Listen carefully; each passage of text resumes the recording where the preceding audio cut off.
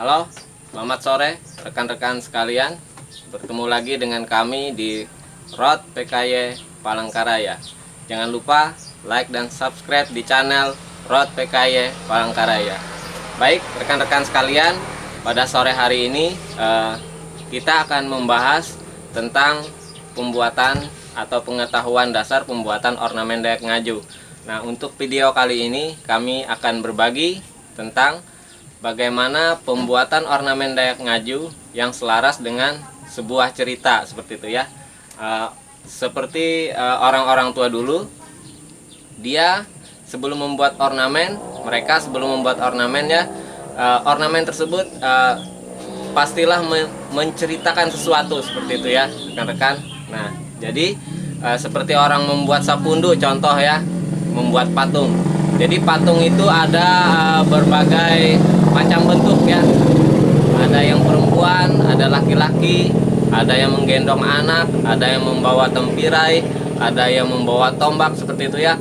Nah, itu disesuaikan dengan tokoh yang dibuat dan cerita yang akan dibuat pada sebuah ornamen, seperti itu ya rekan-rekan. Jadi ketika kita membuat ornamen, kita bisa bercerita seperti itu.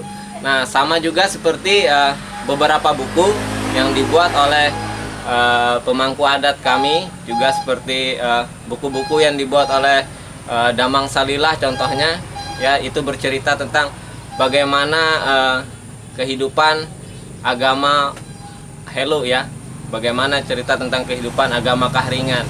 Dia membuat gambar, membuat ukiran, dan di dalam ukiran tersebut bisa dimaknai dengan berbagai cerita yang mewakili dari cerita tersebut. Jadi ukiran tersebut mewakili dari cerita. Nah, hari ini kita akan mencoba sebuah cerita sederhana ya, sebuah cerita sederhana. Jadi kita akan menentukan beberapa komponen dari tokoh-tokohnya, dari benda-bendanya, dari berbagai macam yang ada disebutkan di dalam sebuah cerita. Jadi hari ini kita akan membuat cerita pendek.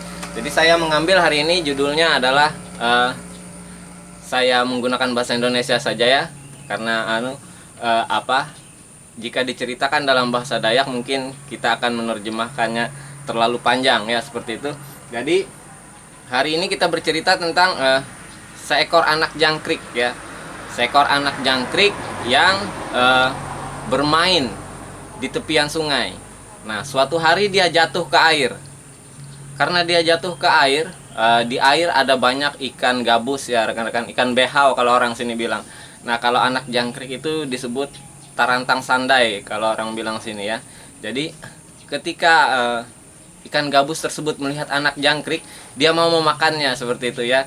Tetapi karena dia merasa kasihan, karena anak jangkrik itu masih kecil, jadi dia tidak jadi memakannya, seperti itu. Jadi dia malah mendorong anak jangkrik ke tepian, sehingga menyelamatkan anak jangkrik dari tengah sungai, seperti itu ya. Nah, pada waktu berikutnya, ketika anak jangkrik bermain kembali di tepian sungai, dia melihat ada pemburu ya, bukan pemburu ya, penangkap ikan, seperti itu ya, penangkap ikan yang memasang buwu. Kalau orang bilang sini buwu itu perangkap ikan, seperti itu ya, bentuknya agak memanjang dan dipasang di celah-celah ranggau, bilang orang sini, atau di celah-celah akar kayu, seperti itu ya. Nah, ketika dia melihat banyak kawanan dari ikan behau ini bermain dan ingin mendekati buwu, dan ketika dia melihat ada seekor ikan gabus yang dulunya menolong dia. Jadi dia berteriak dan berteriak sekeras-kerasnya, krik krik krik gitu ya. Jadi memberitahu kepada ikan gabus supaya jangan mendekati buwu tersebut. Nah, buwu tersebut diceritakan dipasang pada ranggau, pada sebatang batang pohon bengkirai seperti itu ya, pada akar batang pohon bengkirai. Nah, ketika ikan gabus ini melihat dan mendengar peringatan dari anak jangkrik, nah dia tidak jadi mendekati ranggau yang tempat mereka biasa bermain seperti itu ya. Jadi anak jangkrik menyelamatkan ikan gabus tersebut karena ikan gabus tersebut mau mendengar dari teriakan dan teriakan atau apa ya, orang bilang itu pengumuman seperti itu ya, bukan teriakan juga ya. Jadi dia mendengar dari anak jangkrik bahwa tempat yang akan dia tuju itu sangat berbahaya seperti itu ya. Nah, jadi di dalam cerita tadi ada beberapa komponen yang akan kita buat ke dalam sebuah ornamen ya. Jadi kita akan mulai. Yang pertama di situ ada dua tokoh ya. Yang pertama itu anak jangkrik, yang kedua itu ikan gabus. Nah, yang ketiga adalah penangkap ikan. Tetapi penangkap ikan atau manusia penangkap ikan kita tidak masukkan ke dalam ornamen. Nah, ada juga beberapa benda di situ yang digunakan untuk membuat ornamen dalam cerita tersebut. Pertama ada buwu tadi ya, perangkap ikan. Terus ada ranggau. Ranggau itu akar dari kayu dan juga pohon atau batang kayu bangkirai itu, pohon bangkirai itu sendiri ya. Nah, di situ juga ada sungai atau air. Nah, di bawah air juga ada tanah ya, seperti itu, ada lumpur seperti itu ya. Nah, dari komponen-komponen tersebut kita akan membuat sebuah ornamen yang menceritakan tentang bagaimana balas budi dari si anak jangkrik yang telah menyelamatkan ikan gabus tersebut, karena ikan gabus juga pernah menyelamatkan dia. Jadi seperti ini ya rekan. Jadi komponen ceritanya ada, pertama ada Tarantang Sandai atau anak jangkrik, ini tokohnya di dalam cerita tadi singkatnya ya rekan-rekan. Terus ada behau dan ikan gabus, behau atau ikan gabus ya. Nah, itu adalah dua tokoh di dalam cerita yang kita dengarkan tadi. Selanjutnya ada buwu atau perangkap ikan, ada air atau danung, ada petak atau tanah ya. Juga ada ranggau, akar kayu seperti itu ya. Habis itu batang bangkirai atau pohon bangkirai. Nah, ranggau ini juga akar kayu ini maksudnya bisa disebut bajaka, tetapi dia tidak bajaka karena ranggau ini muncul keluar permukaan tanah ya. Kalau bajaka ada di dalam tanah seperti itu. Jadi ranggau adalah akar yang keluar dari tanah seperti itu ya. Dan seperti akar juga, memang akar juga namanya. Jadi dari komponen ini kita akan membuat beberapa ornamen yang disatukan dan digambar pada sebuah bidang. Nah, jadi hasil yang telah kami buat seperti ini ya rekan-rekan ya. Jadi dari suatu bidang ini kita akan membuat cerita dari balas budi sanak jangkrik tadi. Nah, pertama kita akan melihat tarantang sandainya. Tarantang sandai menjadi fokus pada ornamen ini. Jadi tarantang sandai kita tempatkan di bagian yang sangat mudah dilihat atau dominan seperti itu ya, walaupun dia besar atau kecil. Jadi kita menempatkan tarantang sandai di sini. Ini adalah tarantang sandai. Seperti ini ya bentuknya, anak jangkrik. Nah, ini akan membedakan karena ini cuma hitam putih ya rekan-rekan. Tapi kalau nanti kita kasih warna, dia akan membedakan bahwa ini anak jangkrik dan behau dan seterusnya ya. Jadi ini adalah anak jangkrik, komponen pertama dari tokoh ya. Komponen pertama dari tokoh. Nah, selanjutnya ada behau dan kekawan behau dan teman-temannya. Jadi behau kita gambarkan ini, ikan gabus kita gambarkan seperti ini ya rekan-rekan ya. Nah, seperti ini, naik ke atas sampai ke ekornya ada dua, karena kita membuatnya simetris ya. Jadi ini ada ikan gabus. Nah, selanjutnya setelah ada dua tokoh, ada beberapa benda tadi ya. Pertama, buwu ya, buwu.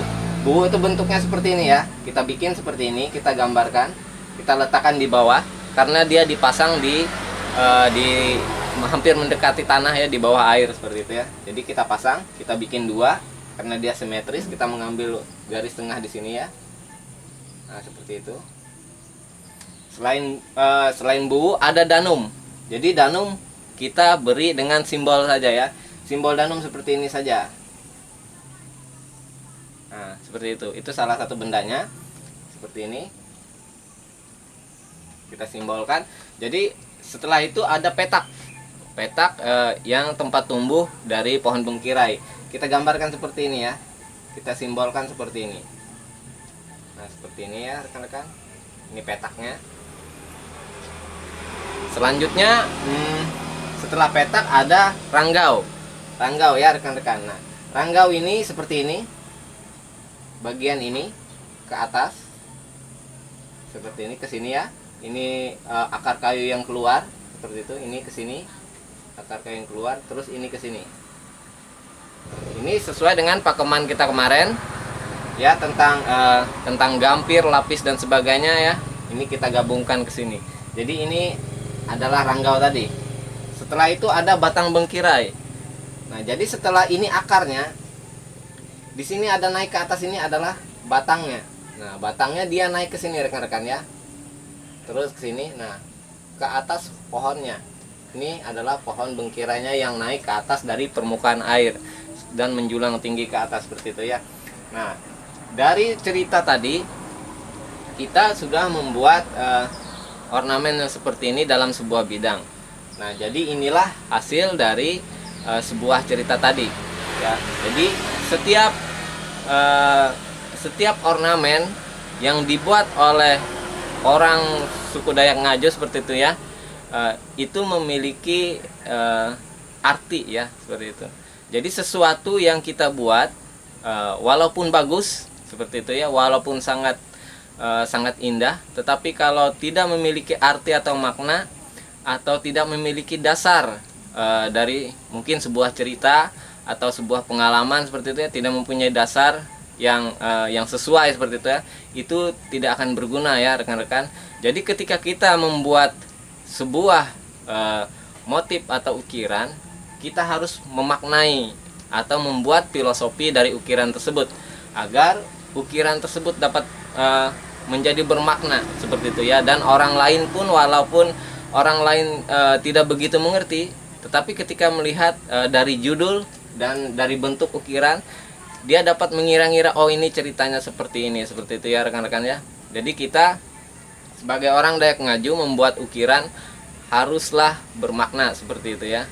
Haruslah mempunyai ciri khas, bermakna seperti itu. Nah, jadi kita tidak membuatnya dengan hanya indah saja seperti itu ya. Nah, selanjutnya juga ada beberapa, jika kita menggabungkan beberapa komponen ya rekan-rekan ya. Jadi ketika kita membuat sebuah komponen, misalnya seperti ini ya rekan-rekan, ini ada satu jalur. Nah, walaupun dia ditimpa oleh jalur yang di atas, dia harus tetap, jalurnya harus tetap menyatu ya rekan-rekan ya. Nah, jangan dipisah jalurnya ya, jangan sampai terpisah.